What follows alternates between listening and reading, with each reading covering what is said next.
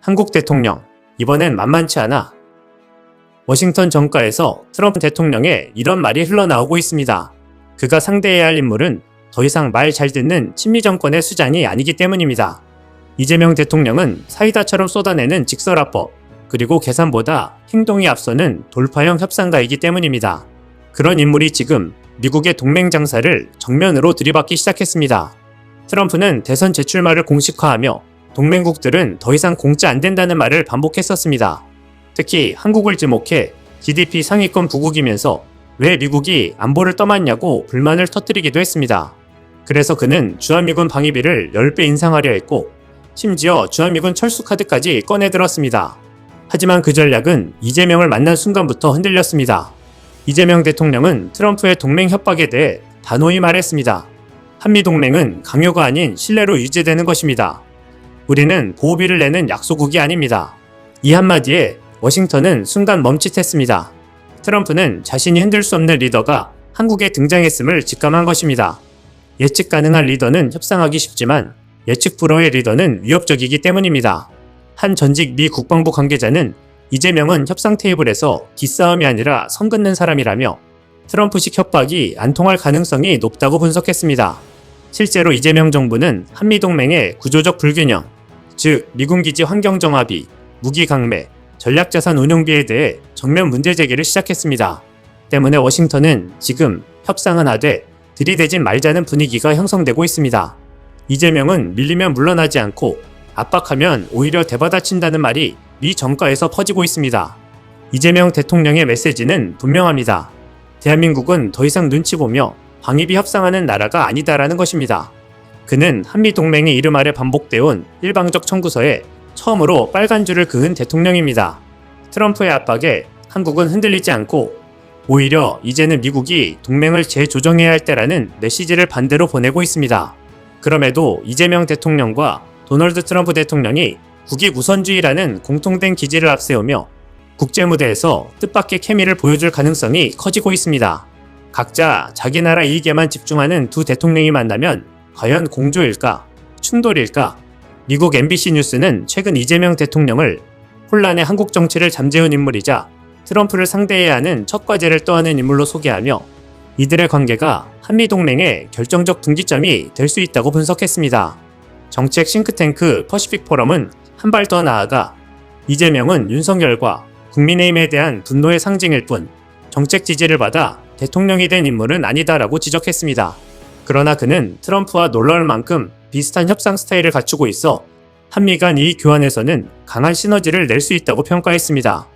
MBC는 이재명은 정치 성향은 다르지만 방식은 트럼프와 유사하다며 한국의 트럼프라는 별명이 괜히 붙은 게 아니라고 강조했습니다.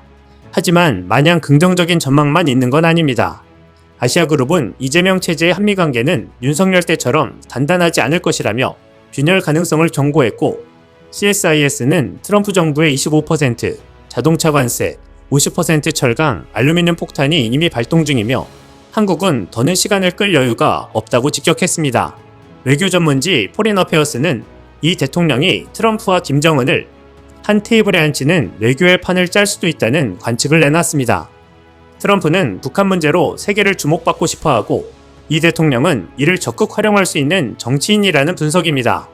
하지만 이코노미스트는 이 두 사람 모두 북한을 대화장으로 다시 끌어오긴 쉽지 않을 것이라며 차가운 현실을 덧붙였습니다. 그럼에도 북한은 한국의 새 정부에 대한 관계 회복의 가능성을 엿볼 수 있는 시그널을 보내고 있어 주목됩니다. 6월 11일 이재명 정부는 군사분계선 일대에서 대북 확성기 방송을 전격 중단했습니다. 이는 남북 간 긴장을 줄이려는 의도로 해석되며 이후 북한 역시 자신들의 대남 소음 방송을 중단하면서 호응 징후를 보였습니다. 이 일은 남북이 함께 방송을 멈췄다는 점에서 첫 번째 작은 호응 신호로 여겨집니다. 또 이재명 정부는 대북 전단 살포 중단 요청 등 연이은 유화 조치를 내고 이는 긴장을 완화하고 관계를 회복하자는 의도로 분석됩니다. 이에 대한 북한의 실질적인 응답은 없었지만 이러한 일련의 조치들이 북한에게 보내는 평화 메시지로 간주됐습니다. 7월 3일 기자회견에서 이 대통령은 대북 방송 중단에 북한이 너무 빨리 호응했다고 평가하며 이는 기대 이상이라며 북한 반응을 긍정적으로 해석했습니다. 최근엔 이재명 대통령이 원산 갈마 등 북한 해안지구 개별 관광 허용 가능성을 언급하고 대통령실은 다양한 방안을 검토 중이라고 밝히자 북한 민 내부 반응도 일부 확인되고 있습니다. 7월 21일 대통령실은 북한 개별 관광을 장기적으로 검토 중이며 이는 남북관계 복원 및 남북 소통 재개를 위한 하나의 전략 카드라고 밝혔습니다. 이재명 대통령은 대선 후보 시절부터 개별 관광은 대북 제재와 무관하다는 입장을 취해왔습니다. 현재까지 북한이 외교 경로나 공식 매체를 통해 이재명 정부의 관광 제안에 직접적인 반응을 내놓았다는 보도는 확인되지 않습니다만 북한은 최근 원산, 갈마 해안 관광지구 준공식을 개최하고 러시아 관광객을 일부 유치하는 등 외국인 관광 유치에 적극 나서는 행보를 보이고 있습니다.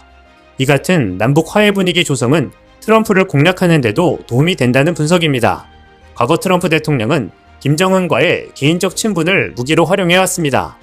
트럼프는 김정은과의 대화를 자신의 외교 치적이자 노벨상 전략의 일부로 여겼고 그 과정에서 한국 정부의 역할을 긍정적으로 평가한 적도 있었습니다.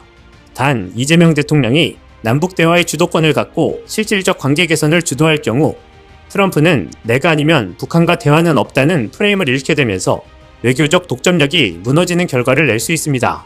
트럼프는 모든 스포트라이트를 자신이 받기를 원하는 정치적 성향을 갖고 있기 때문에 트럼프를 주연으로 띄워줄 필요는 있어 보입니다. 전문가들은 이재명 대통령이 트럼프에게 고마운 파트너가 되려면 남북 대화의 성과가 트럼프의 무대로 이어질 수 있어야 한다고 말합니다. 한국이 독자적으로 남북 대화 시도 시 트럼프는 자신의 외교 브랜드가 위협받는다고 인식해 불편감을 느낄 수 있기 때문입니다. 한편 이재명 대통령은 국민의 안전을 최우선에 두고 국정을 이끌고 있습니다. 이번에 폭우 피해 대응 과정에서 공무원들의 부적절한 태도를 강하게 질책했습니다.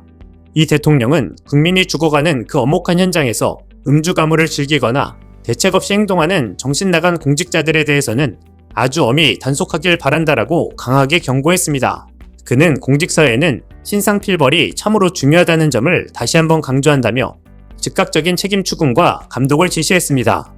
이는 백경현 구리시장이 호우 상황 중 야유회에 참석해 노래와 춤을 즐겼다는 논란을 직접 겨냥한 것이었습니다.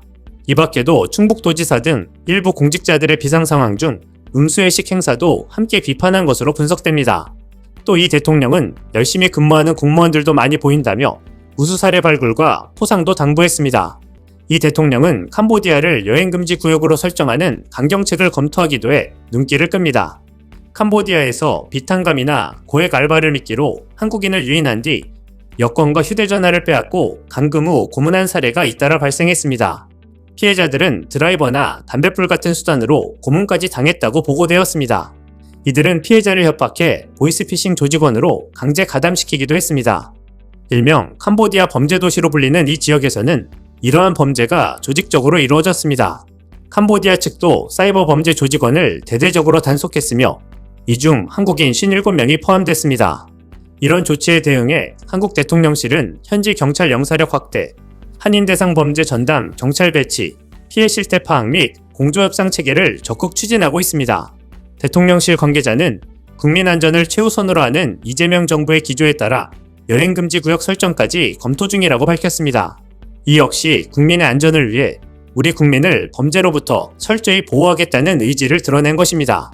이제 한국은 경제, 군사 강국답게 우리의 권리를 지키며 살기 좋은 대한민국으로 변해가고 있습니다. 지도자가 누구냐에 따라 국격이 이렇게 달라질 수 있습니다. 이상 시온TV였습니다.